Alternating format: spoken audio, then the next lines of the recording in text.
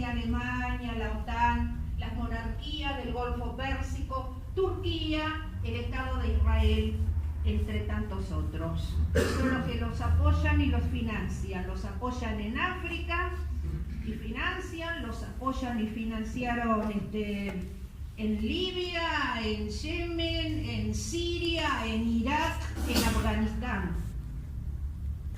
que son lo que nosotros podemos ver con mayor claridad.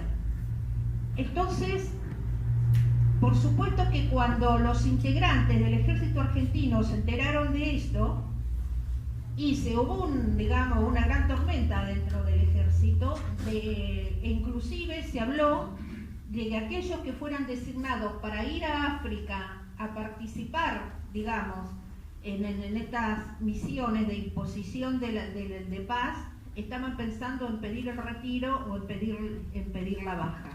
Tendrían que haber salido en febrero del año 2017, no salieron por las elecciones en Estados Unidos, donde Hillary Clinton fue derrotada por Donald Trump. Entonces la administración Trump asumió la presidencia de Estados Unidos y esta operación quedó sin efecto. El hecho de que haya quedado sin efecto momentáneamente no significa que mañana o pasado no se pida y no pueda ser llevada a cabo. De hecho, ustedes han visto que cambia la administración, no está la administración Obama, está la administración Trump, pero el intento de desestabilización de Venezuela, de derrocamiento del presidente Maduro, y se habla de la posibilidad de una intervención militar al país, de una invasión militar, es decir, sigue estando a la orden del día.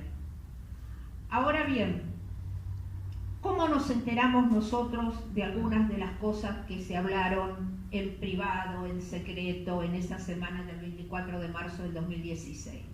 Nosotros nos encontramos en el mes de mayo que una delegación del Ministerio de Defensa partió a Estados Unidos a entrevistarse con integrantes del Departamento de Estado, del Departamento de Defensa, el Pentágono, con el jefe del Comando Sur y con Roberta Jacobson, que era la secretaria para el hemisferio occidental, que es el nombre que le da Estados Unidos al continente americano, ¿no? La secretaria para esta región, específicamente del Departamento de Estado. Nos enteramos porque el 17 de mayo de 2016 el diario La Nación da la noticia. Hace un reportaje a algunos de los integrantes y los integrantes de la delegación argentina cuentan de las reuniones que tuvieron y cuentan además algunas de los acuerdos a los que se arribaron.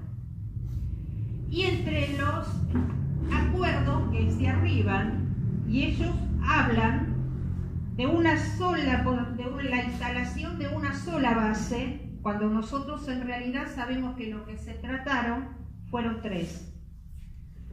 La base a la que ellos hacen mención,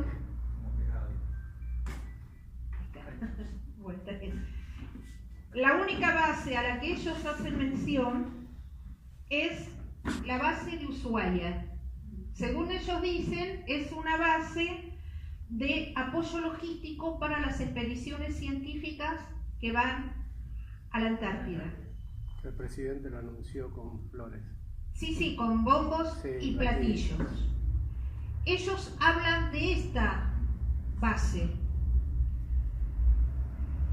Dicen de apoyo logístico. Quiero decirles que no necesitamos ninguna base en Ushuaia, que la ciudad funciona perfectamente para dar el apoyo logístico a todas las expediciones que van a la Antártida e inclusive a los cruceros que se realizan, que van camino a la Antártida. Todos tienen la base de operaciones para el camino a la Antártida en la ciudad de Ushuaia.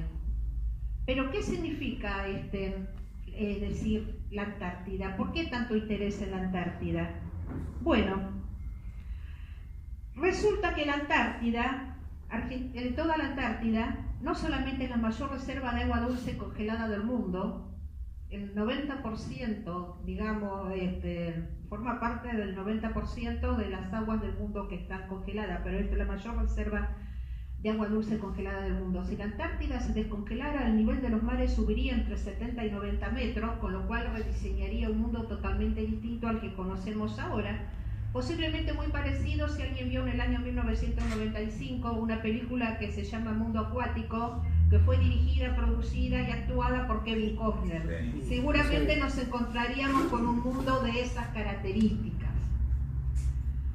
No solamente es la mayor reserva de agua dulce congelada del mundo, sino que además tiene hidrocarburos y minerales altamente estratégicos para el desarrollo de todo tipo de industria, que van desde la industria civil a la aeronáutica y espacial, pasando también por la industria militar.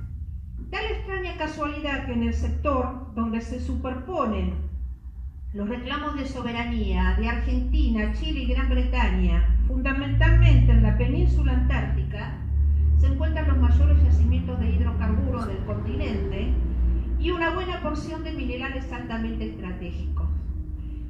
Las reservas ya se conocían desde el año 1984, ya se sabía lo que contenía la Antártida y fueron ratificadas y ampliadas por todas las expediciones y las exploraciones que realizaron los rusos durante el año 2008.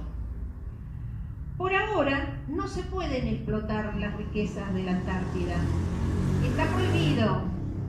O sea, la prohibición termina en el año 2041. Hay consenso por parte de los países integrantes del Tratado Antártico, nosotros somos uno de los fundadores del Tratado Antártico, y el resto de los países del mundo, de seguir manteniendo la zona como una zona de paz, una zona dedicada a la exploración científica, para que también sirva como de equilibrio a todo lo que es el ambiente del planeta. Pero hay un fuerte lobby por parte de las corporaciones transnacionales, hay un fuerte lobby por parte de Estados Unidos y sus aliados de la OTAN, de que en el año 2041 esta prohibición caiga. La idea es, de los países del mundo, es prolongarla hasta el año 2091, es decir, 50 años más que caiga, para que las corporaciones transnacionales puedan entrar ahí. No solamente esto, en la Antártida hay microorganismos que son absolutamente valiosos, o sea que para todos estudios que tengan que ver con todo lo que es la ciencia, con todo lo que es la tecnología, hay microorganismos que se supone que los grandes laboratorios medicinales, que las grandes empresas farmacéuticas puedan también utilizar, y de hecho hay muchas de ellas intentando patentar los microorganismos que se encuentran en el continente antártico. Esta es la base sobre de la cual se habla, pero después se escapa y nos enteramos dos bases más. Una base en la provincia de Jujuy, justamente en la zona de la triple frontera, donde Argentina, Chile y Bolivia se encuentran. Ustedes saben que toda esta zona es el Triángulo del Litio, es la zona considerada con las mayores reservas del mineral de litio del mundo, que compartimos los tres países. Entonces, ¿cuál es el pretexto para la instalación de la base en Jujuy? Controlar el narcotráfico y las migraciones, el contrabando. Es decir, esa es la excusa. Junto con esa excusa y con la excusa del narcotráfico y el terrorismo, se habla de la instalación de una base en la provincia de Misiones. ¿Dónde?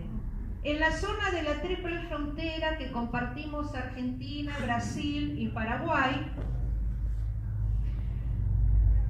que es uno de los puntos más importantes de recarga y descarga del acuífero Guaraní, este cuarto gran reservorio de agua subterránea del mundo que compartimos Argentina, Brasil, Paraguay y Uruguay, que se extiende en todo lo que es la cuenca del Plata. Entonces nosotros lo vamos a encontrar, está por debajo de los ríos Paraná, el río Uruguay, está debajo de los esteros de Liberá, debajo de las cataratas del Iguazú, está debajo de los ríos Pilcomayo, Bermejo, Salado del Norte, está debajo de todas las que son las provincias mesopotámicas nuestras, debajo de Chaco, debajo de Formosa, debajo de la provincia de Santa Fe, está debajo también de Santiago del Estero, y en el caso de Argentina todavía los límites oeste y sur están sin determinar, tenemos que seguir investigando. Lo de Santiago del Estero lo sabemos porque el Banco Mundial, que estaba haciendo el estudio, la exploración, cuando se retiró el 30 de enero del 2009, nos dijo que habían detectado parte del acuífero debajo de la provincia de Santiago del Estero. Este reservorio, que es el cuarto reservorio de agua subterránea del mundo, con una utilización racional de 80 kilómetros cúbicos por año, donde 1 kilómetro cúbico en términos gráficos y matemáticos equivale a 1 millón de litros de agua, es decir, un 1 con 12 ceros atrás, nos permitiría darle agua a 720 millones de personas a razón de 300 litros por día por persona, o como dicen muchos científicos y estudiosos, podríamos abastecer a toda la población del mundo durante 200 años a razón de 100 litros por día por persona. Ahora bien, escuchen, lucha contra el narcotráfico y el terrorismo. Esto no es nuevo. En el año 1999 y 2000, medios norteamericanos de comunicación empezaron a agitar el fantasma de la presencia de terrorismo en la zona de la Triple Frontera, de lo cual se hicieron eco el diario La Nación y el diario Clarín acá, y machacaban y machacaban y machacaban. Con este pretexto se ejercía presión sobre los gobiernos argentinos de entonces. Aunque a ustedes les parezca extraño, ni de la Rúa ni Duhalde aceptaron las presiones, por lo tanto, la base nunca pudo instalarse. Ahora bien, mientras los medios de comunicación decían una cosa, todos los informes elaborados cada año por el Departamento de Estado, que elabora un informe que se llama El Estado del Terrorismo en el Mundo, decían que en la zona de la Triple Frontera no pasaba absolutamente nada, que todo estaba muy tranquilo, sobre todo a partir del año 2002, por el pacto antiterrorista o diálogo antiterrorista del 3+1 entre Argentina, Paraguay, Brasil, más Estados Unidos, para el control terrestre, aéreo y fluvial en la zona de la Triple Frontera. No solamente eso, sino que todos los informes sucesivos, hasta el año 2015 inclusive, decían que la zona estaba muy tranquila. En el año 2011 y 2012 había quejas porque decían que el gobierno argentino y el gobierno de Brasil no seguían la directiva del gobierno norteamericano en la zona, pero estaba todo tranquilo. ¿Con qué nos encontramos nosotros en el 2016, el 9 y el 10 de junio? La situación cambia. Sorpresa. En el informe sobre el terrorismo mundial de Estados Unidos, dado a conocer en esos días, ¿qué nos dice? Nos marca 3 elementos. Primero, que América del Sur y el Caribe son zonas muy inestables, son zonas muy débiles, sobre los cuales puede haber influencia de los grupos terroristas, es decir, Daesh o Estado Islámico frente a Nusra al-Fatah y el resto de los grupos que operan en el Próximo Oriente para la captación de jóvenes, hombres y mujeres que vayan a engrosar las filas o la captación de fondos financieros. ¿Qué más nos dice? Nos dice que en la zona de la Triple Frontera, a fines de diciembre, es decir, 30 o 31 de diciembre del 2015, 20 días después de la asunción de Macri, el gobierno argentino le informa al Departamento de Estado norteamericano que han detectado transacciones non santas financieras en la zona de la Triple Frontera que seguramente tienen por fin dar financiamiento a las organizaciones terroristas, fundamentalmente Daesh o Estado Islámico frente a Nusra o Fatah y al resto de, digamos, de las organizaciones terroristas. Miren, es tan ridículo el hecho de querer volver a instalar nuevamente o de haber intentado instalar en su momento, hace 18 años que nos han querido, vienen y cada tanto machacando el terrorismo en la zona de la Triple Frontera, que es muy gracioso, o sea, es todo muy gracioso. Yo me acuerdo que en los años 1999, 2000, 2001, 2002, uno andaba por la zona. Primero que no hay zona más vigilada y más segura en el mundo que la zona de la Triple Frontera, porque cuántos servicios de inteligencia hay en el mundo está instalado en la zona. Así que conoce la vida y el milagro de cada uno de los habitantes de Ciudad del Este, de Foz de Iguazú o de Puerto Iguazú en el lado argentino. O sea que nos tienen completamente, digamos, el ojo de gran hermano, varios gran hermanos, todo lo ven. Era tan ridículo, que uno iba en los restaurantes de Brasil, ya fuera en Río de Janeiro, San Pablo, Araraquara, que está a 200 kilómetros de San Pablo y es el límite este del acuífero Guaraní en Brasil, en Foz de Iguazú, que los platos en los restaurantes se llamaban Hamas, Hezbollah, Molotov, Al-Qaeda, Osama Bin Laden, y las empresas paraguayas de turismo patrocinaban las cataratas con unos hermosos póster de las cataratas del Iguazú con la foto de Bin Laden diciendo: si él eligió las cataratas para descansar, por algo será. Y como si con eso no alcanzara, ustedes recordarán las elecciones, no las elecciones, pero las Olimpiadas que se realizaron en Río de Janeiro en el año 2016. Resulta que la Villa Olímpica estaba al lado de la favela. ¿A dónde iban los atletas cuando tenían ganas de degustar un platito brasileño? A la favela que estaba al lado. ¿Qué había en la favela? ¿Qué hay en la favela al lado de la Villa Olímpica? Un pequeño y lindísimo restaurante brasileño que se llama Osama Bin Laden. Es decir, todos sabemos, ahora para intentar asustarnos, además en ese momento que era Osama Bin Laden, que era Al-Qaeda, nos hablaban de Hamas y de Hezbollah como vuelven ahora. Todos sabemos que Hamas y Hezbollah no son organizaciones terroristas, son movimientos de liberación. Hamas es un movimiento de liberación que lucha contra la ocupación israelí del territorio palestino. Nunca ha salido de Palestina. Jamás. Nunca.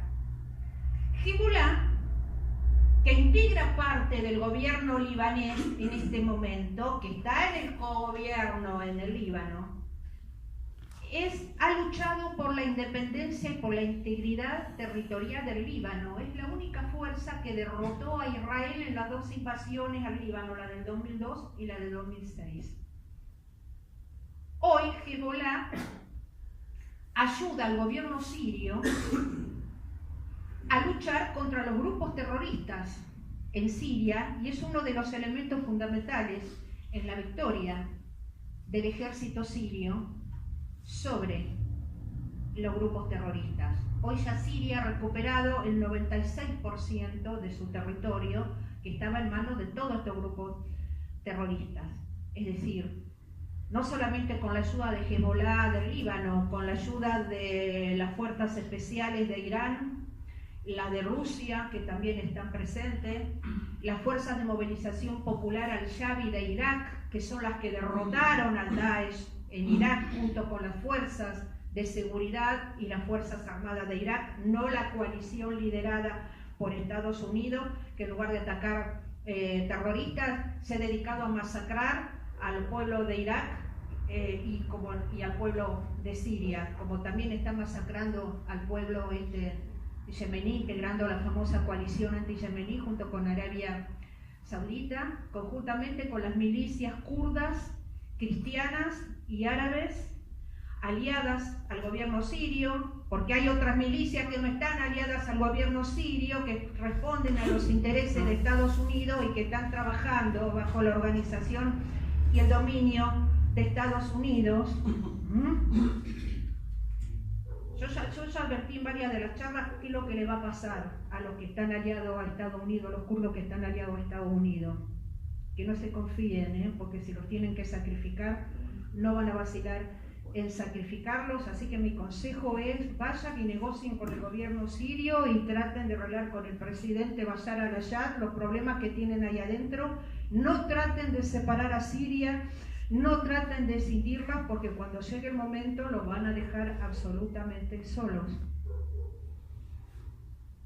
Como está también el Hezbollah de Irak, es decir, son grupos de liberación, son grupos de resistencia, no salen de sus fronteras. Y le repito, la única salida que ha tenido Hezbollah del Líbano es en Siria, a pedido del gobierno sirio, en la lucha que están llevando contra los grupos terroristas en Siria, que como bien lo ha dicho el presidente libanés Michel Aoun, gracias al sacrificio de Hezbollah, el Líbano se mantiene como se mantiene, la integridad territorial y su soberanía e independencia, y gracias al sacrificio de Hezbollah, el Daesh, el Frente Al-Nusra, o Fatah al-Sham, el Nureddin al-Sinki, todos los 30 y pico tantos de grupos terroristas que están en Siria, no pudieron ingresar al Líbano, gracias a esa lucha. Bueno, resulta que ahora, otra vez para insistir en la instalación de una base en uno de los puntos más importantes del acuífero guaraní, otra vez agitamos los fantasmas de presencia terrorista y financiamiento en la zona de la triple frontera. Estos acuerdos, es decir, empiezan a ser conocidos porque se filtran. ¿Pero quién los filtra? No los filtra el gobierno argentino, los filtra el gobierno norteamericano. Nosotros nos enteramos por los informes del Departamento de Estado, el Departamento de Defensa, el Pentágono, el Comando Sur, quienes nos informan de los acuerdos que se realizan. Para ir agregándoles nuditos y moñitos a los acuerdos, el 29 y 30 de junio del año 2016, el almirante Curtid, el jefe del Comando Sur, el Comando Sur es el primer comando militar creado en el mundo por Estados Unidos. Cada continente tiene un Comando Sur. A nosotros nos toca el Comando Sur. Fue creado en el año 1953, que es el brazo armado de la Organización de Estados Americanos, la famosa OEA, el Ministerio de Colonia, creado en 1948. Vino el Ministerio de Defensa a anular, a darle otro nudito más y un moñito a los acuerdos que ya venían establecidos en el mes de marzo del 2016. Como si con esto no alcanzara, el 4 de agosto, el entonces secretario de Estado, John Kerry, visita el país para seguir anulando los acuerdos. Del 16 al 18 de agosto del 2016, el Comando Sur reúne a todos los integrantes de América del Sur. El Comando Sur realiza 3 reuniones militares por año. Es decir, una con lo que es América del Norte para ellos, Canadá, Estados Unidos y México. La segunda con los países de Centroamérica y el Caribe, y la tercera con los países de América del Sur, donde, ¿qué dice el almirante Curtid en esta reunión?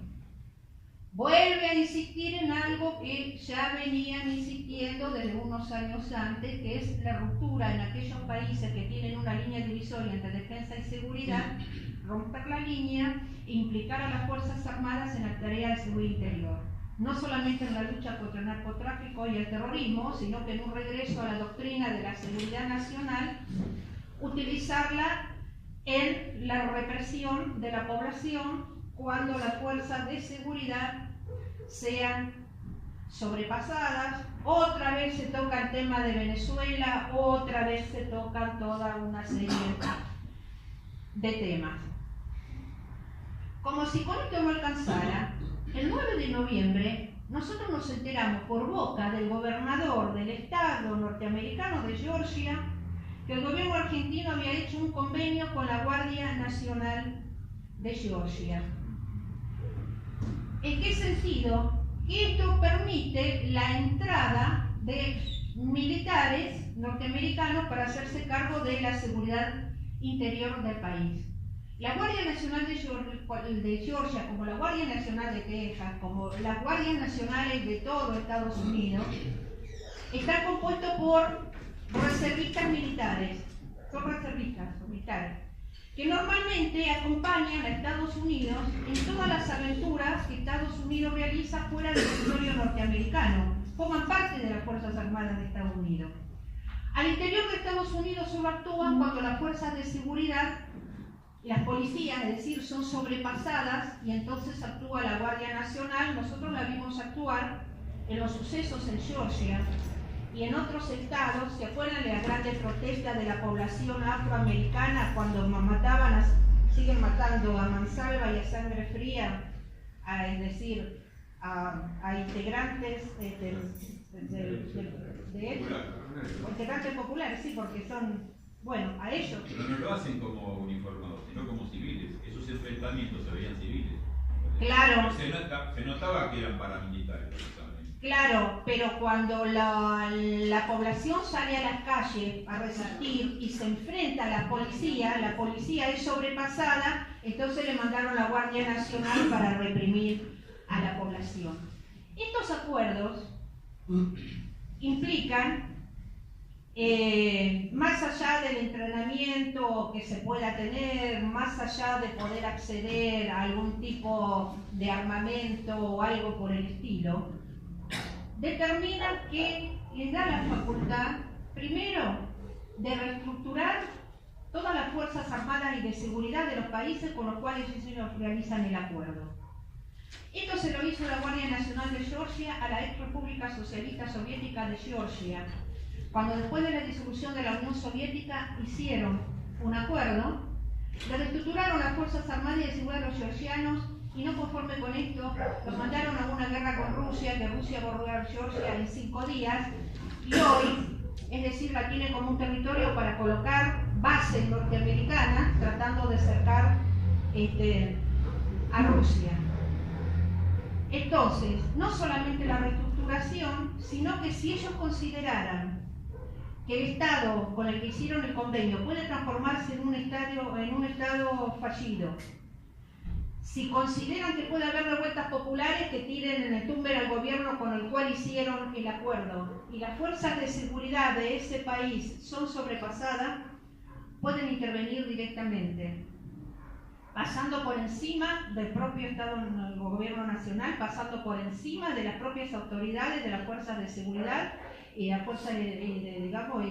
las fuerzas armadas, desembarcan e intervienen militarmente, es decir, ocupan el país. Y como la Argentina renunció a tener una política de defensa propia y delegó la defensa nacional en manos del Comando Sur, ¿se imaginan si llegáramos a esa situación y nos desembarca la Guardia Nacional de Georgia? Tenemos que ir a pedirle que nos venga a defender los marines norteamericanos. Fíjense en la situación en la que nosotros estamos. ¿Y el ejército qué opina? Está en contra de esto. Ahora voy a hablar de eso. Estos convenios firmados son ilegales, inconstitucionales e ilegítimos porque no han pasado por el Congreso de la Nación. Eso no tiene valor. Para nosotros no tiene valor, pero para el gobierno de Estados Unidos sí, porque desde el momento que el convenio se firma está vigente. Hubo pedidos en la Cámara de Diputados en el año 2016 para hablar sobre los acuerdos y las bases. El pedido entró en la Comisión de Defensa y Relaciones Exteriores de la Cámara de Diputados, cuya presidenta era entonces Elisa Carrión. Cajoneado. En el Senado se dio una situación un poco distinta. La senadora Magdalena Odarda, que era la segunda de Carrió dentro de la coalición cívica, que se ha escindido de la coalición cívica y ahora es un monobloque en representación de Río Negro en el Senado, hace una presentación en el Senado explicando los peligros que entraña la instalación de la base. El dictamen sale solicita interpelación al Ministerio de Defensa, a las autoridades correspondientes que se presenten para dar explicaciones. El dictamen lo firma toda la comisión, incluido Federico Pinedo del PRO, Ángel Rosas de la UCR, o sea, todo Cambiemos, más por supuesto Darda, Pino Solana, senadores, digamos, de la fuerza también de oposición. Esto fue el 18 de julio del 2016. Entonces se establece que se va a realizar una reunión para pedir las explicaciones correspondientes al caso. El tema que todavía estamos esperando, la reunión, porque no hubo, es decir, no hubo presentación. En el caso del acuerdo con la Guardia Nacional de Georgia, el Ministerio de Defensa se vio obligado a reconocerlo y lo hizo mediante un comunicado de prensa el 14 de diciembre del año 2016. Por supuesto que todos estos hechos, sumados al intento y a la decisión de, violando las leyes de defensa y de seguridad nacional, de implicar a las Fuerzas Armadas en la seguridad interior, ha provocado malestar dentro de las Fuerzas Armadas, fundamentalmente dentro del Ejército. Nos hemos enterado de estos malestares porque, sin dar los nombres, cosa que agradecemos a Carmen Aristegui, el CNN, que agradecemos a la Jornada de México, que agradecemos a otros medios de comunicación del mundo, han preservado la identidad de los oficiales que se quejaron en contra de todo esto, es decir, de estos acuerdos con Estados Unidos, pero también en los acuerdos de cooperación que se han hecho con respecto a Gran Bretaña y también en los acuerdos realizados con el Estado de Israel. Es decir, ningún integrante de las Fuerzas Armadas actual quiere volver a la doctrina de la seguridad nacional, porque estos integrantes actuales de las Fuerzas Armadas están formados en democracia. No solamente están formados en democracia, sino que también con profesores que son también de democracia, con manuales absolutamente democráticos, y porque ya aprendieron la lección, saben lo que les pasa, saben que si vuelven a la doctrina de la seguridad nacional, va a haber violaciones a los derechos humanos y a los únicos que van a sentar en el banquillo de los acusados es a ellos, porque todavía nosotros seguimos esperando que sienten al poder político, al poder judicial, a la iglesia, es decir, a todos los grupos económicos, a los grupos periodísticos, es decir, a toda la pata civil que estuvo implicado, no solamente en esta dictadura, sino que vienen implicados desde la dictadura de 1930, digamos, en adelante. Todavía seguimos esperando el juzgamiento de la pata civil de la dictadura, porque se ha juzgado a la pata militar, pero falta mucho todavía. Con la pata civil lo saben. Y además, ya no pertenecen a las oligarquías. Son de la clase media, son de clases populares, vienen de otra extracción social, vienen de otro mundo distinto. Por ejemplo, mi esposo, cuando entró en el Colegio Militar de la Nación en el año 1943, se codeaba con los grandes apellidos de la oligarquía.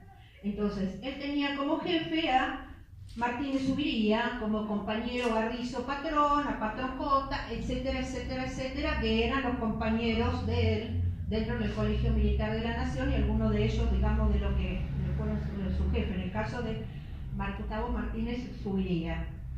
Entonces, no es esa extracción ideológica y social, es otra extracción social. Y además, esto quedó claramente demostrado en el año 2006. En el año 2006, en el caso del Ejército, elaboró un documento que se llama El Ejército Argentino en el Horizonte 2025, donde determinó que la Argentina podía sufrir una intervención militar, una invasión de una potencia extrarregional, es decir, alude a Estados Unidos y a la OTAN, Gran Bretaña, ¿no?, por los recursos naturales que el país tiene.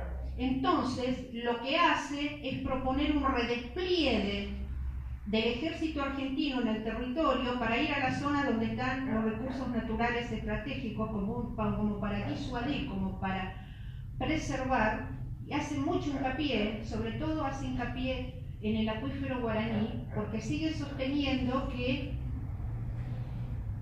ante la carencia por parte de países poderosos de recursos naturales que son estratégicos, no podemos descartar que avancen sobre aquellos países que sí lo tienen. Es de hecho lo que nosotros estamos viendo en el mundo.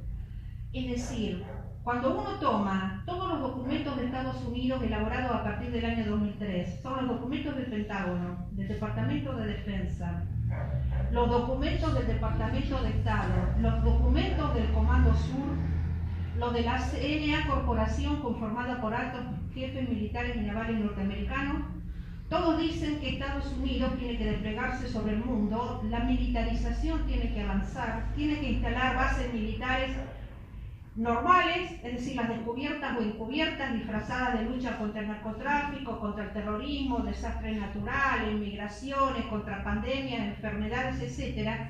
¿Para qué? Para tener libre acceso y control de esos recursos naturales, porque ellos ya no los tienen. ¿Y en qué se hace hincapié? Hay 3 lugares en el mundo donde hacen hincapié los informes. El continente americano, pero sobre todo nuestra América, África y el Próximo Oriente.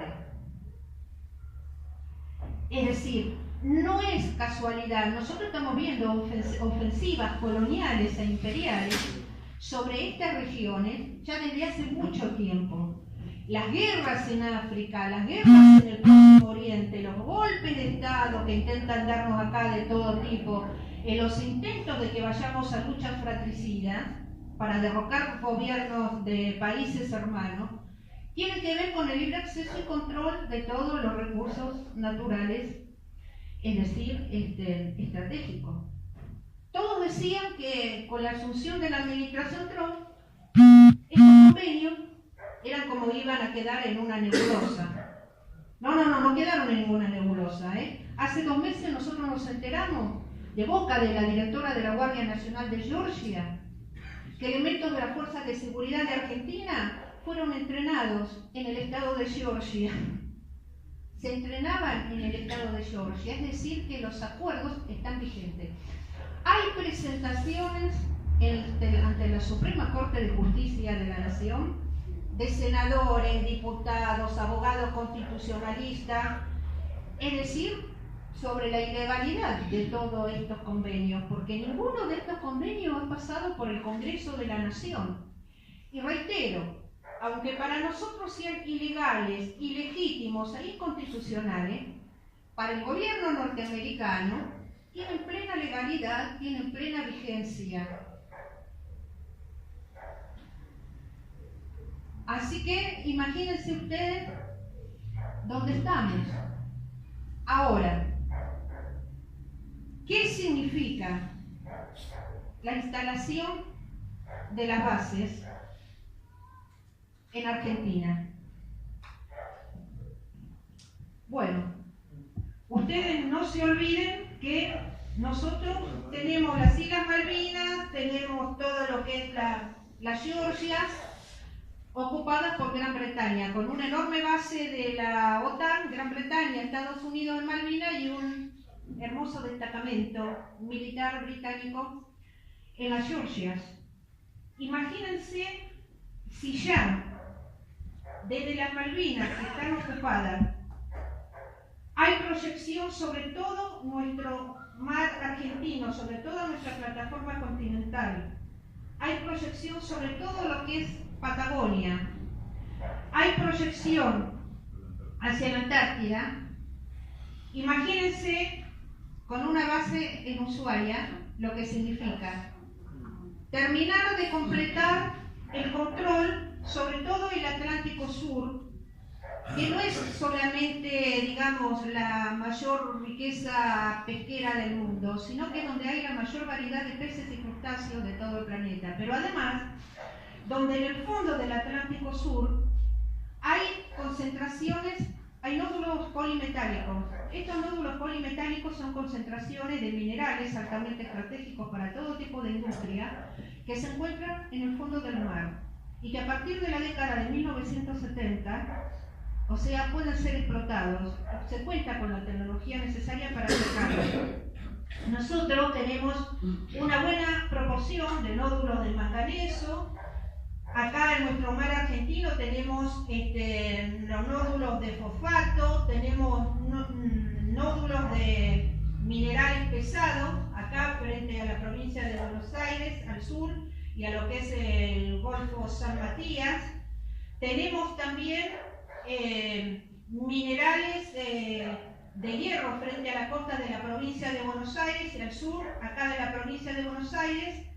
Nosotros tenemos la posibilidad de la existencia de nódulos de titanio, sin contar toda la cantidad de minerales que tenemos a lo largo de todo el país, a lo largo de la cordillera de los Andes y en todo lo que es la meseta patagónica, sin contar además los hidrocarburos, o sea, alrededor de las Islas Malvinas, que son una inmersión de nuestra propia plataforma continental, así como la península antártica. En realidad es la cordillera de los Andes que emerge, sea como península y se extiende por abajo, ¿verdad? Y se une al continente antártico. Imagínense, no solamente eso, se termina de cerrar el cerco y se completa en el control de lo que es el estrecho de Magallanes, el canal de Beagle, el pasaje de Drake, o sea, la unión del océano Atlántico con el océano Pacífico.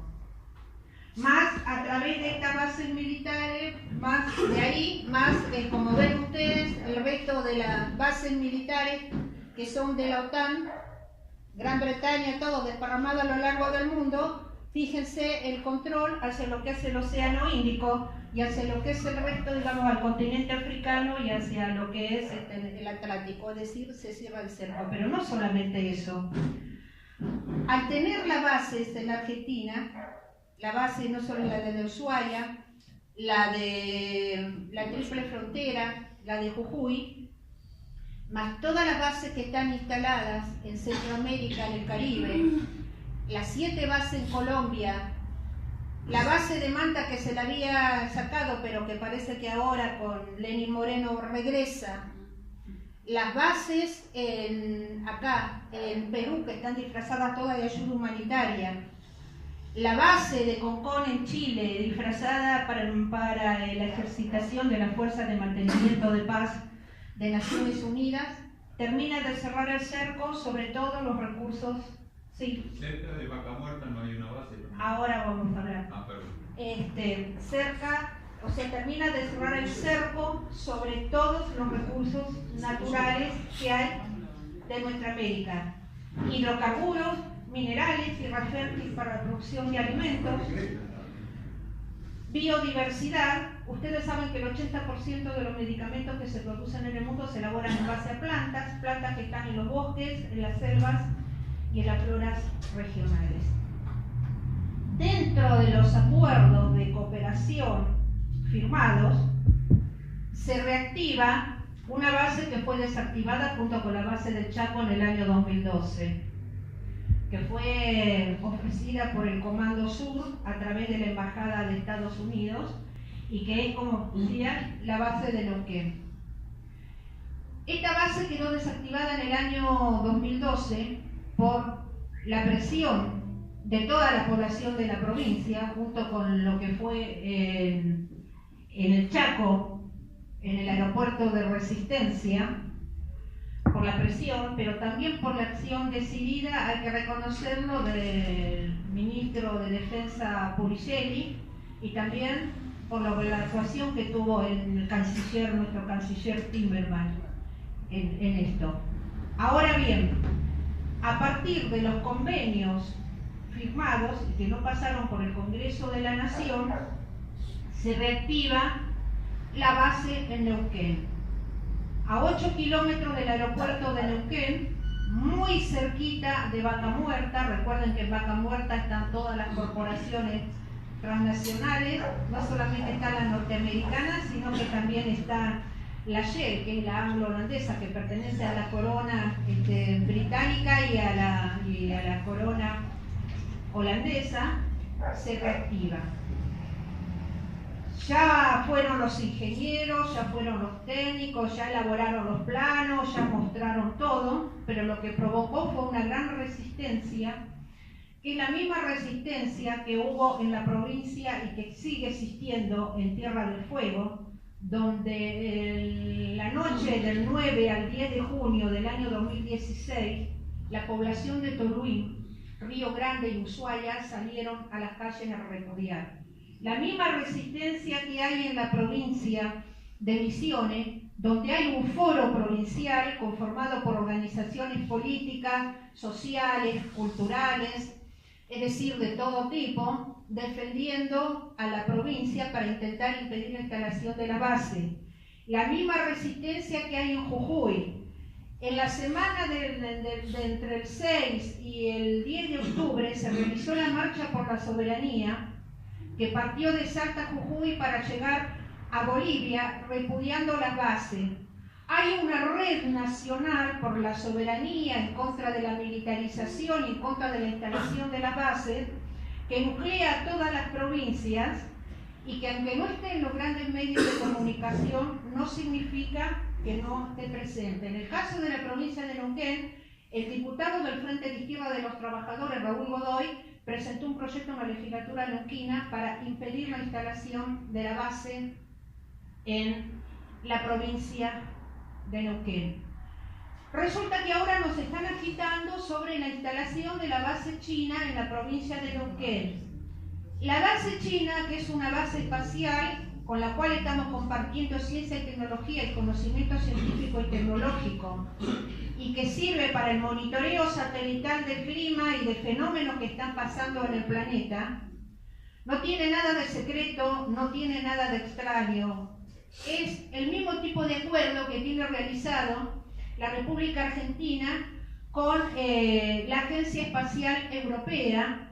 Tenemos acuerdos realizados con los europeos. Ellos vienen a los observatorios nuestros, están instalados en el Observatorio Leoncito, en San Juan y en el resto de los observatorios. Son asociaciones de carácter netamente científico, donde nosotros también, digamos, en lo que es ciencia y tecnología, vamos adquiriendo mayor conocimiento y vamos adquiriendo mayores capacidades. Los chinos no necesitan instalar una base militar en la provincia de Neuquén para saber qué es lo que pasa en el mundo o para anularle un satélite a Estados Unidos. Es totalmente ridículo. Desde su propio territorio pueden hacerlo, tienen el conocimiento científico y tecnológico y cada vez lo están desarrollando más, como para poder desarrollarlo desde ahí sin requerir base de, digamos, de otra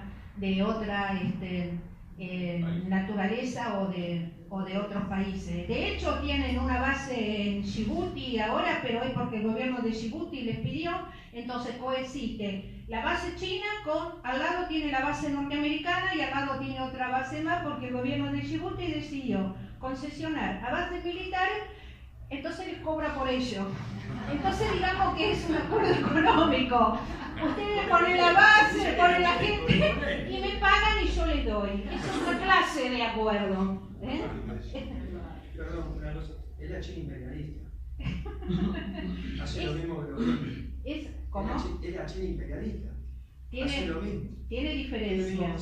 Tiene No diferencia. deja de ser menos extranjero. Yo no digo que sea menos extranjero. Lo que estoy diciendo es que uno tiene que tener...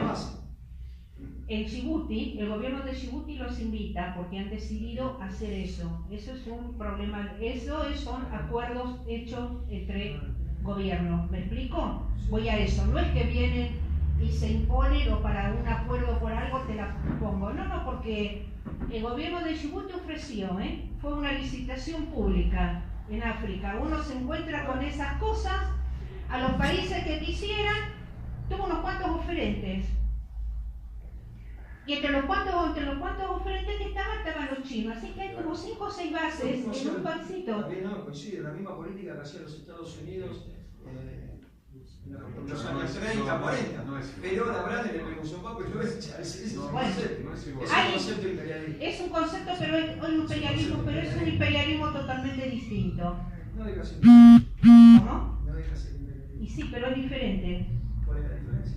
La diferencia está que yo lo he visto en África, cuando se hacen los acuerdos, cuando se hacen las cosas que ellos van para retirar las materias primas y lo demás, ellos construyen los caminos, los ferrocarriles, las escuelas, los hospitales, todo, dejan ahí, no hay obreros, toda la mano de obra que utilizan es la mano de la zona y todo eso queda para ellos, para sus médicos, para sus ingenieros, para sus cosas.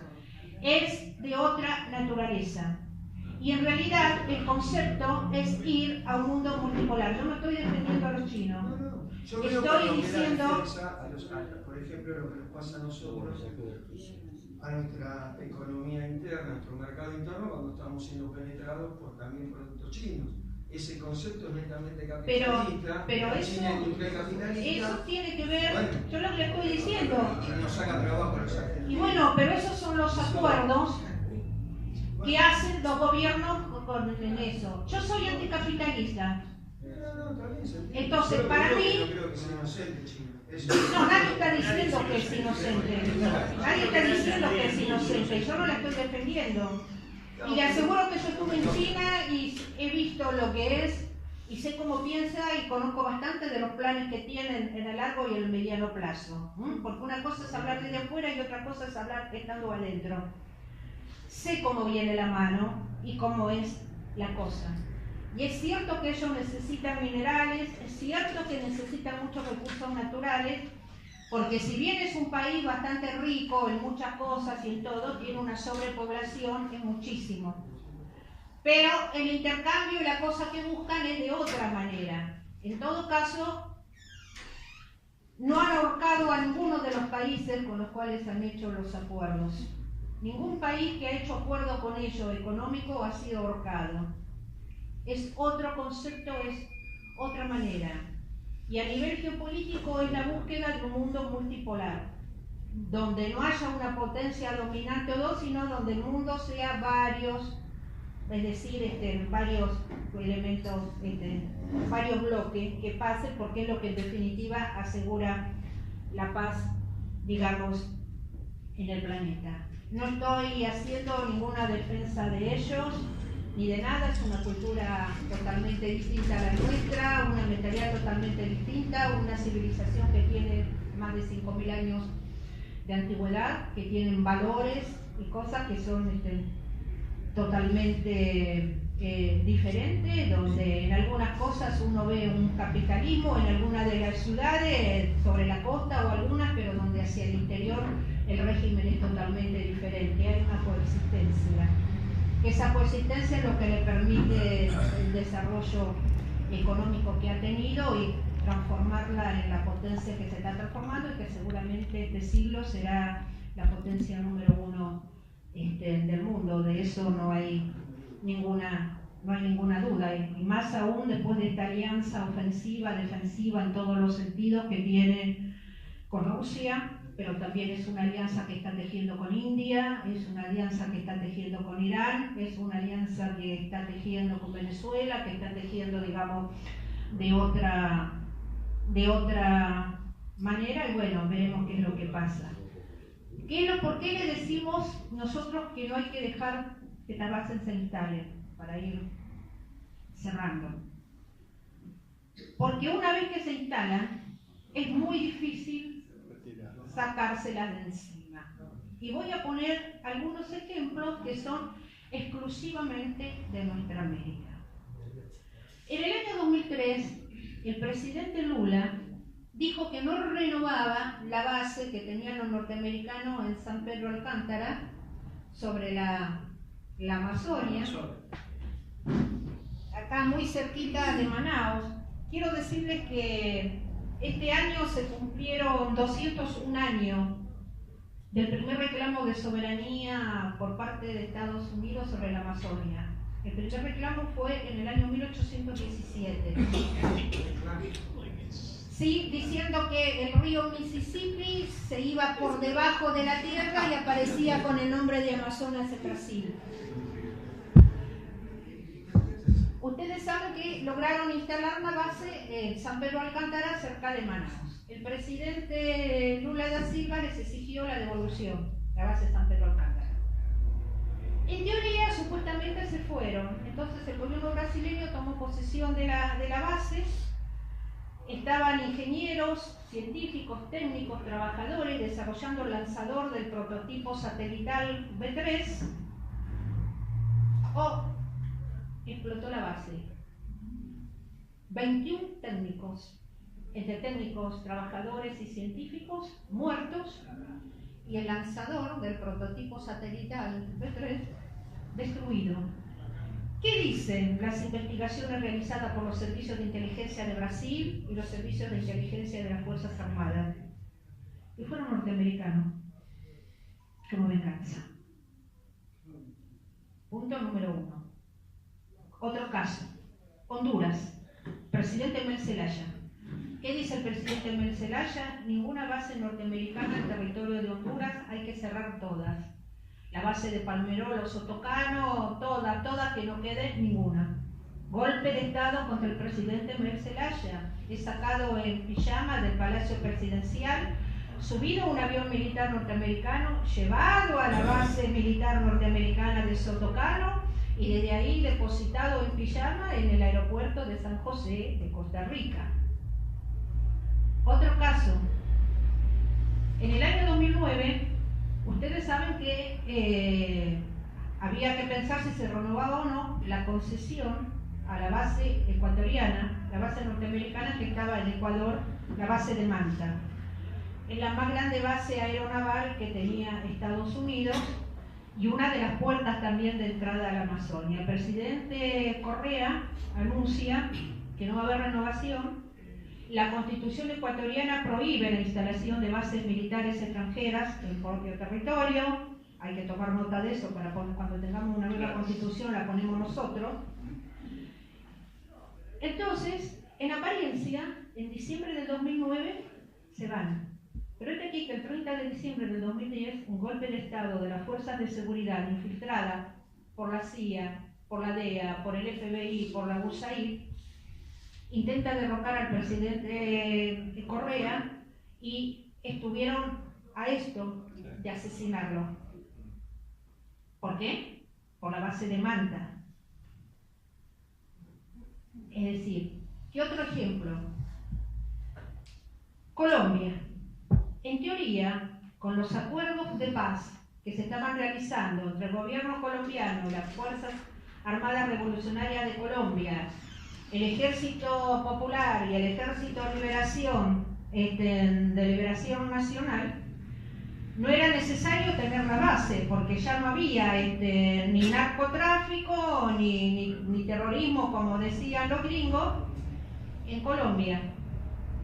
En pleno proceso de paz, salen declaraciones el año pasado y se terminan de complementar este año de funcionarios de Estados Unidos, sobre todo del Comando Sur, diciendo que el hecho de que estén en negociaciones de paz en Colombia no afecta a los acuerdos de seguridad firmados entre Colombia y el gobierno norteamericano, con lo cual las bases no se entregan, las bases se quedan. Es decir, estos ejemplos nos hacen ver por qué hay que pelear para evitar que se instalen, ya sea de manera abierta o de manera descubierta, disfrazada de ayuda para defensa civil, de ayuda contra los desastres naturales, de ayuda para las pandemias, para las enfermedades, etcétera, etcétera, de ayuda contra el narcotráfico, lo que a ellos se les ocurra. Porque son los resultados a los que nosotros nos puede pasar. Yo se lo dije a los compatriotas colombianos, le dije que brasa caliente le cayó a usted en la mano, porque no sé cómo van a hacer para sacárselo de encima, van a tener que resolverlo de alguna manera, no sé cómo lo van a resolver llegado una pregunta, el ¿los momento. acuerdos que firmaron en La Habana hacían referencia explícita a cuando se trabajó el acuerdo de paz a las bases? No hacía, pero se supone que las bases están instaladas, porque el acuerdo para instalar el Plan Colombia, porque fueron instaladas a partir sobre todo de 1999 con el famoso Plan Colombia complementado con el Plan Victoria, con el Plan Patriota, etcétera, etcétera, etcétera, con el Plan Dignidad que se llamó en Bolivia en su momento, con la iniciativa regional con la iniciativa regional de seguridad andina, que también fue un complemento del Plan Colombia que quedó desactivado, eran para la lucha contra el narcotráfico y el terrorismo, porque se consideraban a las fuerzas insurgentes como narcoterroristas. Entonces se supone que al hacer la paz son reconocidas como fuerzas beligerantes, dejan de ser reconocidas como terroristas, porque pasó una cosa muy curiosa en Colombia. No eran consideradas las FARC y el ELN fuerzas terroristas, eran consideradas fuerzas beligerantes, incluidas inclusive por Naciones Unidas. ¿Por qué? Porque tenían control de territorio, porque usan uniforme militar, por lo tanto están comprendidos dentro de los acuerdos de Ginebra, que son los que regulan las situaciones en guerra, tanto sea con un país externo o en una guerra interna, en una guerra civil. A partir del 11 de septiembre del 2001, con la voladura de las Torres Gemelas, el gobierno norteamericano cataloga a las fuerzas beligerantes en Colombia como terroristas, y detrás de él Naciones Unidas toma la misma bandera y las declara terroristas. Entonces el Plan Colombia, el objetivo, según ellos, era la lucha contra el narcoterrorismo que azotaba Colombia, era contra estas fuerzas insurgentes. Al hacer la paz no hay necesidad de tener las bases, sin embargo, desde el Comando Sur nos informaron desde la Estrategia de Seguridad de Estados Unidos para lo que es toda del hemisferio occidental, como le llaman ellos, hace 2 meses, que los acuerdos en materia de seguridad acordados están vigentes. Por lo cual, no lo dicen ellos, pero nosotros sabemos, las 7 bases no se desactivan y las 7 bases no se entregan. Y menos aún Delfín de Uribe, Duque, el presidente de Colombia. Menos que está en unas relaciones carnales con Estados Unidos mucho más pronunciadas y más profundas que la que tiene Cambiemos aquí en la Argentina. Entonces, esto es a lo que hay que estar alerta. Y esta es una de las cosas, de los problemas, entre tantos problemas que tenemos, que va a haber que desactivar, que va a tener que desactivar un gobierno nacional y popular. ¿Y cómo están las bases ahora en Neuquén y en Jujuy? Este intento de construcción de la paz, de asentamiento. En Neuquén están intentando asentarse, pero no lo dejan. Incluso hay amenazas concretas de la población de Neuquén que los van a volar si es necesario. Hubo marcha.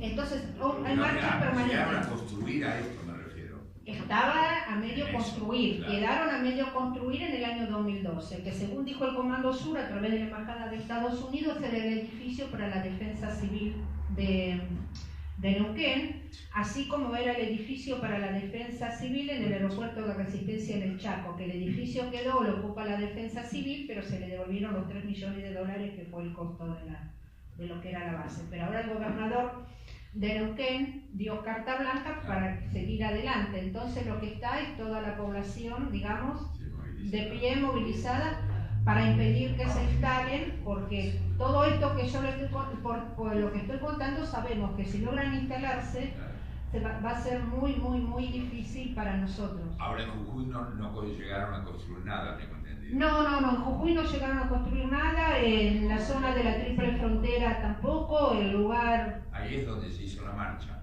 La marcha se hizo también en Jujuy. Claro. Jujuy y Salta hubo marcha el 17 de agosto. El foro de la provincia de Misiones realizó una caminata por toda la provincia, o sea, se recorrió toda la provincia. En octubre lo hicieron Salta y Jujuy y se encontraron con las autoridades bolivianas porque llegaron hasta la parte, digamos, de Bolivia, donde hicieron un acto en conjunto. Y en Neuquén, sí, también se han hecho marchas y también se han hecho en Tierra del Fuego contra, digamos, de estas decisiones. Se iba a cerrar la compañía de cazadores de monte en Misiones, lo anunció el ministro de Defensa. ¿No será que ahí la van a querer poner a la base? En Misiones, el lugar que tienen, que siempre, digamos, el que ellos siempre aspiraron fue cerca de las ruinas jesuíticas de San Ignacio. Es el suroeste. Siempre fue pensado, más que en Puerto Iguazú, siempre que se pensó San Ignacio, esto desde el comienzo, pero bueno, uno no sabe. Nosotros sabemos que hay zonas en Misiones donde se está hablando de cederlas al gobierno nacional, que parte de la provincia, que no se sabe para qué, pero donde sospechan que si esas zonas que pueden cederse de la provincia, que la provincia puede ceder a la nación, sea para la instalación de la base militar norteamericana. Es decir, esto es lo que está con lo que uno se va encontrando. Hasta ahora la resistencia de nuestro pueblo ha impedido la instalación y que prosigan las tareas, digamos. Ahora, hay militares norteamericanos dentro de Puerto de Posadas, andando en lancha. Esos son los acuerdos del diálogo antiterrorista o del pacto antiterrorista del 3+1, que es entre la triple frontera, entre Argentina, Brasil, Paraguay, más Estados Unidos, permite el patrullaje conjunto, fluvial, terrestre y aéreo. Pero está estipulado así en estos acuerdos que fueron firmados en el año 2002 por los 3 países y que fueron ratificados por los congresos respectivos. ¿Me explico? Sí, sí. Y además, en el caso de Argentina, nosotros tenemos también 2 agravantes. Primero, lo que fue la ley antiterrorista, en diciembre del 2012. Yo me acuerdo que me reuní con muchos legisladores para decirles que no lo aprobaran y que si se aprobaban que buscaran derogarlo, explicando lo que pasaba, que era una herramienta que se les quedaba a los jueces, a los gobernadores o a los gobiernos que vinieran para reprimir a la población. Les expliqué que muchos de los luchadores ambientales en las provincias estaban enfrentando condenas de 4 a 10 años acusados de terroristas, que no se podía dejar este elemento vigente porque no sabíamos en un cambio de gobierno qué podía venir. Me dijeron que nosotros no lo aplicamos y nada, y no lo vamos a derogar nada porque nosotros en el año 2015 vamos a ganar. Yo le dije, miren que se puede dar vuelta a la tortilla, no den nada por seguro, porque puede pasar. Ahí está la ley antiterrorista vigente, con esa ley están juzgando a todos. Milagro Sala está presa también utilizan parte de la ley para tenerla presa a ella, para tener un montón de compañeras y compañeros que son presos políticos. Y la persecución en las provincias por los jueces aplicando la ley antiterrorista a los luchadores sociales es brutal, brutal. Estamos prácticamente en dictadura disfrazada de democracia de baja intensidad, la verdad es eso. Perdón, y la teoría del terrorismo en la Patagonia la tienen con los mapuches. Claro. Las gomeras vienen cada vez más peligrosas. Claro.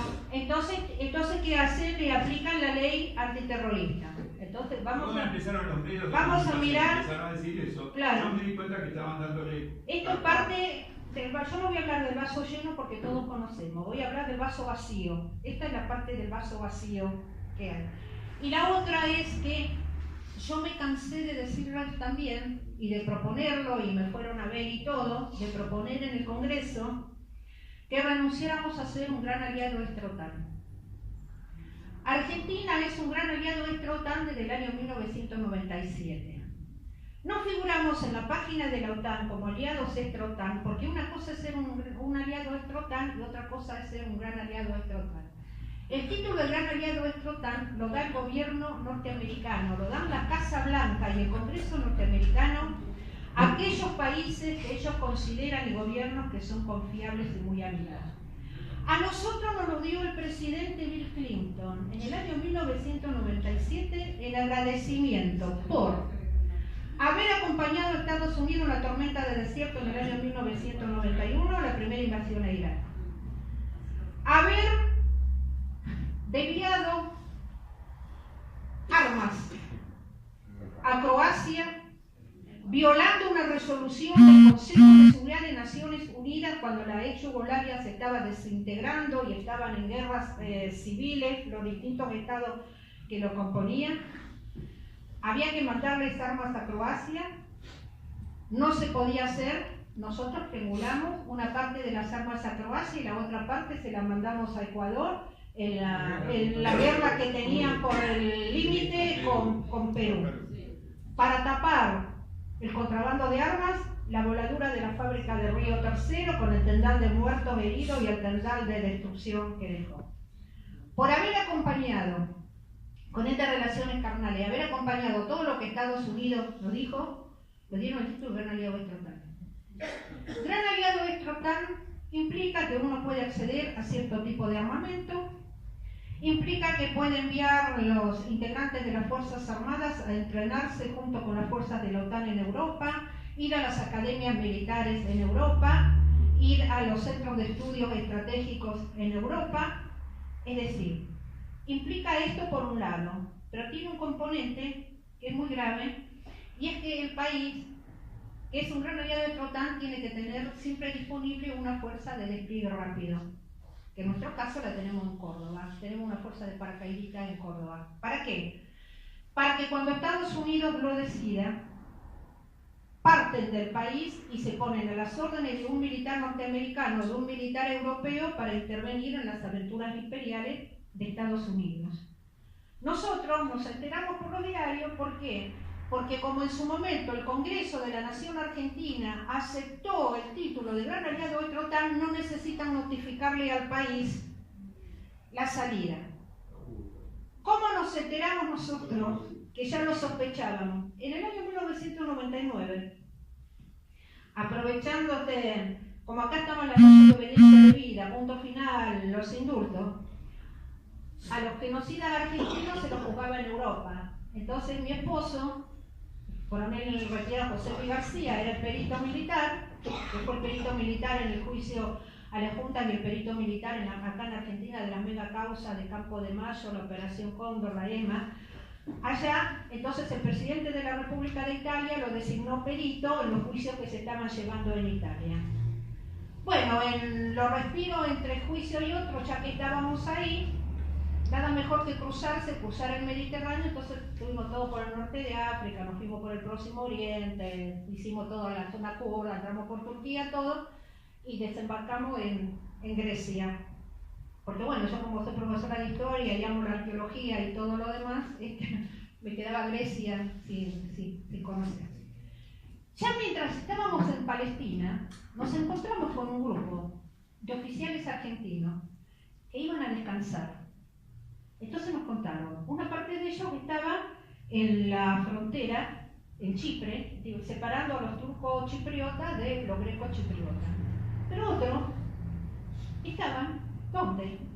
Y en la ex Yugoslavia, en 1999, pleno bombardeo desde la ex Yugoslavia por parte de la OTAN. Estaban en Eslovenia y estaban en Kosovo. Cuando llegamos nosotros a Grecia, es decir, llegamos hasta la frontera con Yugoslavia. Yo ya venía de ver los campos de refugiados palestinos, veníamos de ver muchas cosas, y ya venía de ver todo el miedo en las zonas kurdas, en lo que era la población, los hombres y las mujeres, toda la parte esta, por lo que el régimen turco era, y lo demás. Veníamos de ver muchas cosas, veníamos de ver Palestina, lo que pasaba, y todo lo demás, y eso que estaban en época de paz todavía, en 1999, y supuestamente estaban los acuerdos de oro vigentes. Es decir, veníamos y nos acercamos hasta la frontera con Yugoslavia, con la Yugoslavia. Ahí vimos la gente que huía de la guerra, vimos los campos de concentración que había en Grecia, porque eran todos alambrados, electrificados, y soldados de la OTAN y griegos cuidando a los hombres, las mujeres, los niños que había ahí adentro, desesperados. Y nos encontramos también ahí con integrantes del ejército argentino que nos contaron lo que estaban haciendo. Y en el año 2003, en la revista Militar, un coronel argentino escribió en qué consistía ser un gran aliado de la OTAN, dónde habían estado y cuáles eran las misiones que habían cumplido como gran aliado de la OTAN. ¿Es reversible? Sí. Solo requiere que el Congreso de la Nación, del país al que lo agraciaron, entre comillas, con este título, eleve un proyecto de ley, se apruebe y este proyecto de ley se manda a la Casa Blanca norteamericana y al Congreso norteamericano diciendo que el país renuncie a ser un gran aliado de la OTAN. De esta manera, o que uno deje de ser considerado confiable, se pierde el estatus de gran aliado de la OTAN. Cuando yo planteé este tema a diputados y senadores, un grupo de ellos, me dijeron que no, que me quedara tranquila, que no había problema, que ellos no estaban haciendo eso, que se estaban ignorando los convenios y todo lo demás, que no era necesario, que total en el 2015, como ganaban. Yo le dije, mire que se puede dar vuelta la tortilla en el 2015 y acá puede subir un gobierno de carácter totalmente distinto porque uno no tiene que descartar absolutamente nada. No dejen este elemento para el que viene. Dicho y hecho. Ley antiterrorista, gran aliado de la OTAN. Quiere decir que si mañana Estados Unidos nos chifla, que vayamos a invadir a Venezuela, y con este gobierno, gran aliado de la OTAN va. Si mañana quiere invadir África o lo que sea, o meternos en una guerra en el Próximo Oriente, o ir contra los chinos, contra los rusos, contra lo que fuera, y nos sirvan, vamos. Y no nos vamos a enterar por los diarios cuando leamos que un muerto argentino, que se murió alguno o que vino mal. ¿Me explico? Bueno, esta es parte del vaso. Por el vaso hay que mirarlo en su totalidad. Estamos acostumbrados a mirar la parte llena del vaso, o hay que mirar la parte vacía porque son cosas que también tenemos nosotros que modificar. Y para cerrar, decirles algo. Que esto también siempre, o sea, sí, nosotros lo sostuvimos y que mi esposo me lo recordó en el último día de lucidez y de bienestar que tuvo, que fue el 16 de julio de este año, que me lo repitió durante todo el día. Él murió el 18 de julio con el José Luis García. Siempre me dijo algo, que recordara siempre que en cualquier proyecto de liberación nacional requiere de la unión cívico-militar, que requiere de fuerzas armadas que estén consustanciadas con el proyecto, porque esa unidad cívico-militar es la que permite hacer frente a los enemigos de adentro y a los enemigos de afuera. Me dijo, es el concepto de nación en armas, de pueblo en armas, que lo tuvimos en la lucha de la independencia, donde nosotros tuvimos el ejército de los Andes como profesional, donde Simón Bolívar tuvo su ejército del norte como profesional, pero donde las montoneras, las milicias, los gauchos, los pueblos originarios, los campesinos y lo demás formaron la masa acompañando a esos ejércitos libertadores que permitieron la liberación. Me dijo, acordate de esto, de este concepto, me dijo, acordate que esta unidad cívico-militar es la que permite, es lo que le ha permitido al presidente Maduro, lo que ha permitido a la revolución bolivariana sobrevivir, es la que le está permitiendo al presidente Evo Morales resistir en Bolivia, porque quiero decirles que en la estrategia de seguridad de Estados Unidos dice que sus enemigos son primero China, segundo Rusia, tercero Irán, cuarto Venezuela y quinto Bolivia. Con absoluta claridad. Es lo que me dijo. Y además me recordó y me dijo lo siguiente. Y me dijo que él lo había conversado con el general Perón en la vuelta ya definitiva del general Perón acá. Que me dijo, el error que cometió, me dijo, el general con las Fuerzas Armadas fue no involucrarlas en el proyecto. Él no nos venía a hablar, no nos venía a enamorar del proyecto. Él no venía, pero venía toda la oligarquía, venía la embajada norteamericana, venía toda la derecha a llenarnos la cabeza. A llenarnos la cabeza en todos los lugares donde nosotros estábamos. A decirnos que era un tirano, que era un tirano, un déspota, un sanguinario, todo lo demás, venía a llenarnos la cabeza. Me dijo, si él nos hubiera dado a todos, o nos hubiera adoctrinado a todos, nos hubiera comprometido a todos con el proyecto, nos hubiera hecho enamorarnos del proyecto, no hubiera habido ni un 16 de junio del 55, ni un 16 de septiembre del 55, ni todo lo demás. Fue el gran error. Me dijo, yo no lo reconoció cuando regresó. En la charla me dijo que tuvimos reconoció que había sido su error, pero mi marido me dijo, ya era tarde. ¿Por qué era tarde? Porque no podíamos hacer nada con un Carcaño y con un Cesio y con un pequeño grupo, porque ya todas las Fuerzas Armadas están manifestadas con la doctrina de la seguridad nacional. Entonces, tarde reconoció el error y era tarde para revertir un proceso que ya se venía y que culminaría el 24 de marzo del 76. Entonces mi marido me dijo siempre, me dijo ese día, recordad siempre y transmití esto. Que esto quede claro, me dijo, y esto lo tiene que debatir. Me dijo, lo tiene que debatir nuestro pueblo, tiene que ser debatido, pero que recuerden siempre que vuelvan a las raíces. Hay que volver a las raíces y hay que lograr esto para poder hacer que el proyecto de liberación nacional pueda salir victorioso adentro y afuera contra los enemigos de adentro y los enemigos de afuera. Bueno, acá termino.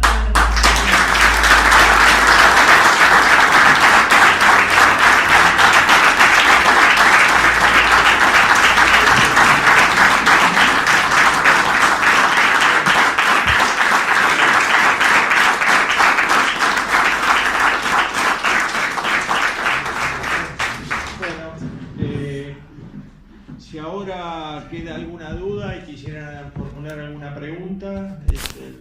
Y a mí me queda un tema que quisiera saber, según la opinión, tiene que ver con todo esto que nos explicó y es el hundimiento del Ara San Juan.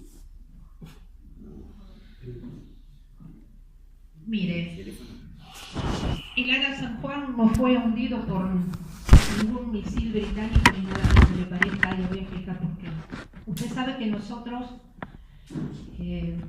a partir de la firma de los tratados de París en el año 1990, que también son tratados que nosotros tenemos que denunciar, aceptamos la derrota en Malvinas y aceptamos una rendición incondicional. Ese tratado impone, nosotros tenemos que notificar a los británicos del tipo de armamento que vamos a comprar o dejar de comprar. Tenemos que notificarles a ellos, así sea un barco científico que va por nuestro mar argentino, que llega cerca de las islas o va camino a la Antártida, hay que notificarle a ellos que esos barcos que están ahí, qué son, a qué van, todo, prácticamente hay que pedir permiso, porque además la zona de exclusión de 200 millas alrededor de las islas ingresa dentro de nuestro propio mar territorial. Es decir, y con la base que ellos tienen, con todo lo que tienen desplegado en la base, el armamento, donde incluso también sabemos que hay armamento nuclear, con lo cual viola el Tratado de Tlatelolco, que ha declarado a todo lo que es nuestra América como zona libre de armas atómicas, es decir, es un ojo de gran hermano que sabe absolutamente todo lo que hacemos o dejamos de hacer. Nada les pasa a ellos inadvertidos.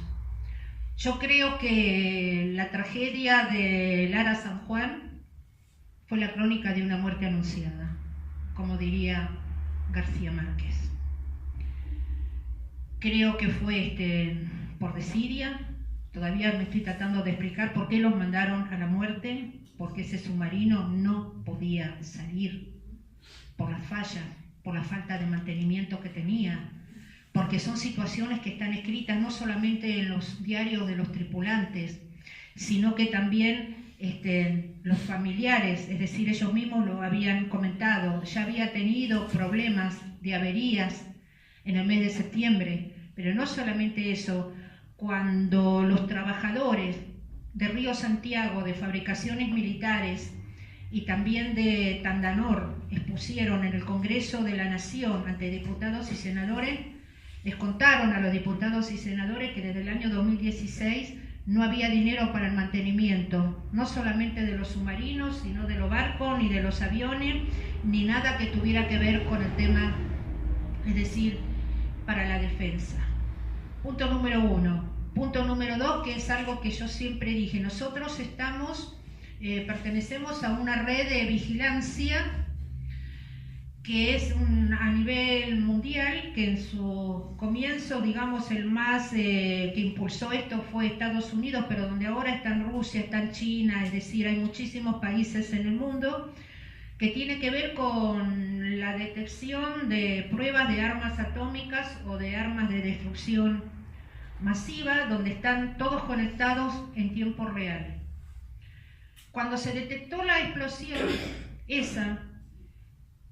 los datos llegaron a la Comisión Nacional de Energía Atómica, porque en la sede de la CONEA funcionan 2 de los laboratorios que están conectados a la red, que son supervisados por la Cancillería y que son supervisados por la Autoridad Regulatoria Nuclear y por el Instituto Nacional de Prevención Sísmica.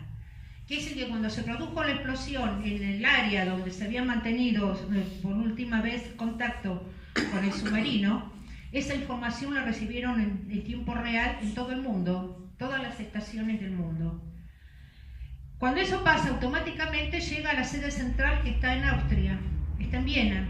¿Qué hace la sede central? Cuando llega, toma el teléfono, llama al país y le dicen: escúchenme, en su territorio, en el mar, cerca del mar, en tierra firme, tal, se detectó un fenómeno de esta naturaleza que a nosotros nos está indicando. Vaya y averigüe. La pregunta que yo me hice es: ¿dónde estaban? Porque tendrían que haber salido en el momento a investigar. Segundo, si ellos sabían que el submarino no estaba en condiciones, lo cual es real, no estaba en condiciones de hacerlo, ¿por qué navegaba solito, sin un buque de superficie arriba, de apoyo? Porque si pasa algún incidente, el buque de apoyo, si bien, digamos, no lo puede sacar, pero sí envía los SS, los pedidos de auxilio, y se acercan todos los barcos que estén en superficie o que puedan andar también en profundidad. ¿Por qué estaba solo? ¿Por qué tardaron 48 horas en declararlo en emergencia, cuando lo tendrían que haber declarado en emergencia apenas se detectó, digamos, el incidente? Entonces, acá hay responsabilidades que suben, no solamente del jefe de la Armada, no solamente de todos los equipos, sino del ministro de Defensa y por último del presidente de la República, porque es el comandante de las Fuerzas Armadas.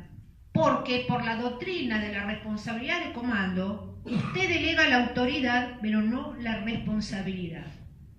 ¿Qué es la responsabilidad de comando? Se considera que un superior, por causa, es decir, por causa o por omisión.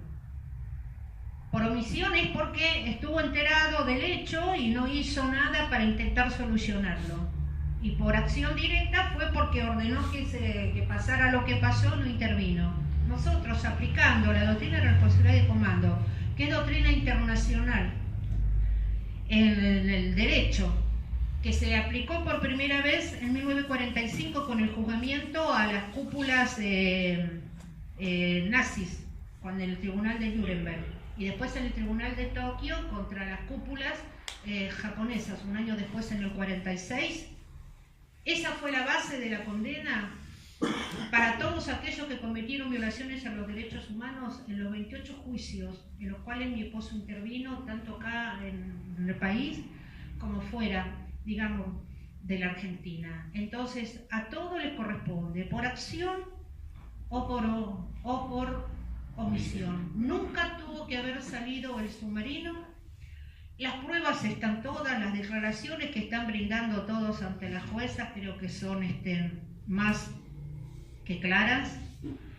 Entonces, digamos, es una página negra más para la Marina Argentina, que ya lleva en la década del 20 el episodio de la Rosales, donde se salvaron los oficiales y se murieron los marineros, que lleva el bombardeo del 16 de junio del 55 a la Plaza de Mayo, la actitud que tuvo a partir del 16 de septiembre del 55, los fusilamientos, la masacre en Trelew del 22 de agosto del 72, la ESMA, es decir, todo lo que fue el terrorismo de Estado, otro baldón más para la Marina Argentina. Sinceramente espero que en algún momento se pueda hacer justicia por los 4 compatriotas desaparecidos, que ya sabemos que están muertos, porque la verdad es que los mandaron a morir. Por eso digo, fue la crónica de una muerte anunciada. Pero esto es así. O sea, cuando yo le hablaba y les decía el desguace de todo lo que es perfusión para la defensa tiene que ver también con que no hay mantenimiento absolutamente para nada, o sea, porque el desguace también implica dejar el mantenimiento de todas las herramientas, de todos los elementos, de lo que se necesita a un costado, y decirle que con respecto a Malvinas, Argentina ha renunciado absolutamente a todo, le ha abierto a lo británico, es decir, absolutamente todo. Estaba leyendo ahora las declaraciones del canciller Faurier, diciendo que ahora que Gran Bretaña se va de la Comunidad Económica Europea, vamos a intentar recuperar las Malvinas a través otra vez del Winnie Pooh, del Ditela, entonces que vengan a estudiar acá, que se curen acá. Claro, le vamos a facilitar a los británicos todo, es decir, en lugar de gastar ellos dinero en el mantenimiento de las islas, nosotros le vamos a salvar el bolsillo a ellos. El instituto, no sé si ustedes han ido al Museo Malvinas, sabrán que está desguazado prácticamente lo que están haciendo. Prácticamente se han abandonado los reclamos en todo sentido por la soberanía, y como si con eso no alcanzara, además de darles todas las prebendas a todas las compañías para que vayan a explotar el petróleo, para que sigan con la pesca, con todo lo demás, se ha desguazado por completo el Instituto Antártico, la Dirección Nacional del Antártico. El edificio del Instituto Antártico, que fue adquirido por el general Perón, que estuvo siempre históricamente en la calle Cerrito 1242, se vendió y se remató. A los trabajadores, los científicos, los técnicos, los trabajadores, lo distribuyeron en otras dependencias. No sabemos qué se hizo con la biblioteca y con los laboratorios que había en el Instituto Nacional Antártico. Es decir, porque desguazaron absolutamente todo y la sede se remató. No tenemos más Instituto Nacional del Antártico, con lo cual también se está abandonando todo lo que es presencia y permanencia y reclamo sobre Antártida. O sea que el estado de indefensión del país es absoluto. Absoluto. Qué lamentable, ¿no? Quisiera preguntar, ¿cómo están las Fuerzas Armadas actualmente? ¿Cierto? ¿Qué nivel de conciencia de todo esto que estuvo hablando ustedes, de digamos, ayornarse a lo nacional popular, de defender la soberanía, etcétera, etcétera? ¿Todo eso cambiaron a lo que eran la casa dentro? Sí, están cambiados, porque si usted escuchó mi intervención, yo le dije que estas nuevas generaciones cómo están formadas. Ahora, yo puedo hablar específicamente por el ejército. Sé el pensamiento actual que tiene el ejército, porque además lo ha dejado por escrito, es decir, lo ha dado a conocer. Ahora, si usted espera que las Fuerzas Armadas vayan a dar un golpe de Estado, le digo que no lo piense, porque están subordinadas completamente al poder civil, están subordinadas al poder civil. Me imagino el descontento, o sea, si es el mismo descontento que hay dentro del ejército por todo esto, por el tema que tiene que ver con la soberanía, con todo, por este intento de regreso a la seguridad nacional, me imagino que es el mismo que debe tener la Fuerza Aérea e incluso en una parte de la Marina, porque es decir, han intentado convencerlo del regreso a la doctrina de seguridad nacional, diciéndole que con equipamiento. El equipamiento que han comprado es obsoleto, tiene 30 y 50 años y ha sido reciclado, un montón de millones de dólares en el reciclado. Y en el caso de la Fuerza Aérea, los aviones le van a servir nada más que para el entrenamiento. Ni siquiera sirven como para hacer frente a una avanzada, digamos, de aviación militar en el caso de un conflicto. Están totalmente desguarnecidas, están prácticamente es inexistente. La escuela de guerra no existe más. La escuela de defensa nacional está desguarnecida por completo. Es decir, no tienen entrenamiento, no tienen equipamiento. Cuando el 9 de julio del 2016, nosotros con mi marido estábamos mirando por la televisión el desfile militar y vimos pasar a los pilotos de la Fuerza Aérea a pie. Ningún país serio hace desfilar a sus pilotos de guerra a pie. Desfilan en aviones. Y le voy a decir algo más. Si usted quiere saber qué país es el que tiene enfrente, fíjese en sus Fuerzas Armadas, fíjese en los días de desfile, la parada que tiene y cómo desfila, y se va a dar cuenta qué clase de país usted tiene, porque la defensa y las Fuerzas Armadas forman también parte de un espejo, es decir, de un país. Fíjese cómo desfilan, fíjese el equipamiento y fíjese, porque el desfile, que a uno le parece que puede ser muy ridículo, aunque levanten una pierna y todo lo demás, implica la capacidad que tienen. Es decir, ellos exhiben la capacidad que tienen, la capacidad de entrenamiento que tienen, la capacidad en la forma de actuación. Mi marido me decía el 9 de julio del 2016, qué desastre, me dice, no tenemos nada, no llevan el paso, no llevan nada de nada. Y ver a sus pilotos sin aviones, desfilar atrás, caminando, nunca, ningún país. Fíjese usted, si le gusta ver los desfiles, fíjese cuando desfilan las Fuerzas Armadas de China, fíjese la de Rusia, fíjese la de Irán, pero fíjese Venezuela también, en los desfiles de Venezuela. La de Chile, fíjese la de Vietnam. ¿Cómo? La de Chile, que fue hace poco. Bueno, fíjese. Lo que pasa es que nuestras Fuerzas Armadas no son las del Ejército Libertador. Ese es el Justamente, yo quería preguntar algo. Por eso yo siento que el pueblo, en general, tiene un concepto muy devaluado de las Fuerzas Armadas. ¿Cómo lo van a lograr elevar ese concepto? Le explico cuál fue el error desde el regreso a la democracia. El error fue que se castigó a las instituciones junto con los integrantes que cometieron las violaciones, los delitos y lo demás. Usted, es decir, lo que se tendría que haber hecho es castigar a los integrantes, preservar las instituciones, transformarlas, adecuarlas, pero no. El castigo fue general, que es algo que no entendieron los gobiernos democráticos. Entonces, castigamos al integrante y castigamos a la institución.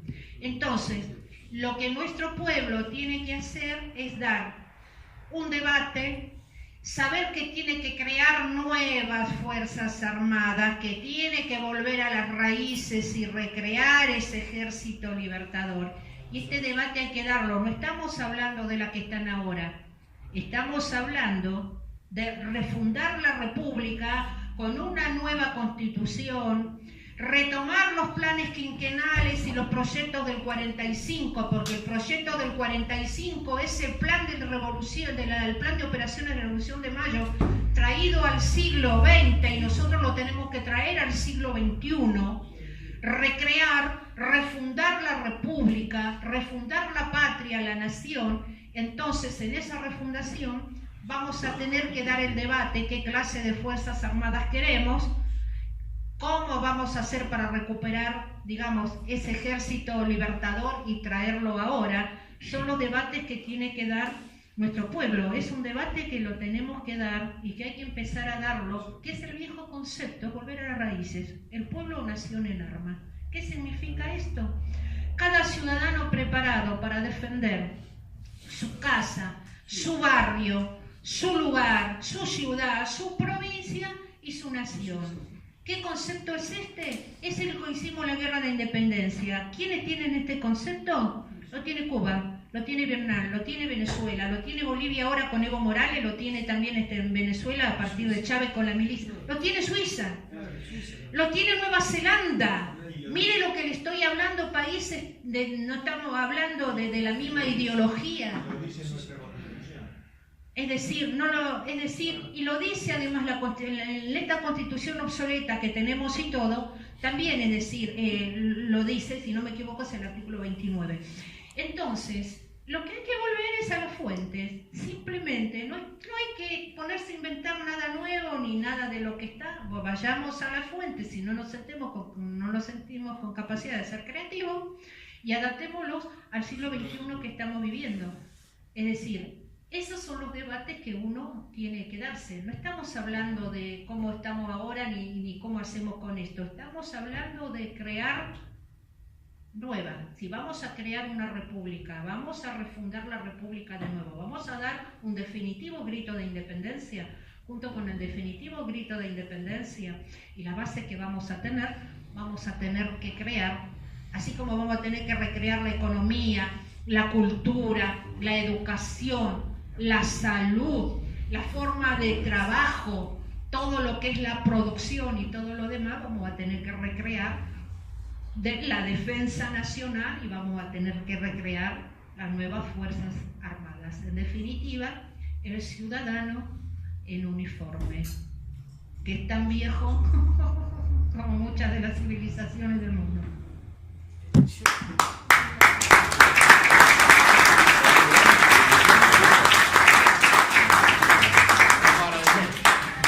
Y no lo liviano que quiere este gobierno.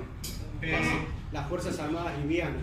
0 tanques, 0 cañones. No, porque no quiere, porque eso fue al delegar la defensa en el Comando Sur, vos no necesitas Fuerzas Armadas. Entonces lo que quieren hacer es transformarlas en fuerzas de seguridad. Guardia Nacional no es lo que quieren hacer, una Guardia Nacional. Para ponerle un nombre. Reemplazar al ejército por una Guardia Nacional. No, son reemplazarlo por las fuerzas de seguridad, como ellos dicen. O sea, son la prefectura, gendarmería, la policía. Y gendarmería, ojo que gendarmería tiene estatus militar desde la dictadura de Onganía, y al tener estatus militar no la podrían utilizar en la represión, porque viola las leyes de defensa y de seguridad interior. Y la utilizan para reprimir. Claro, para las misiones de paz, para eso necesitan. Para eso. Bueno, un último anuncio. El 7 de noviembre continuamos con las charlas, en este caso de economía política, y vienen a aportarnos sus conocimientos el equipo de Axel Kicillof. Así que están todos invitados. Así que mañana el 7 de noviembre. Las actividades de mañana. Que mañana pasan la película. Una obra de teatro. Mañana es la obra de teatro.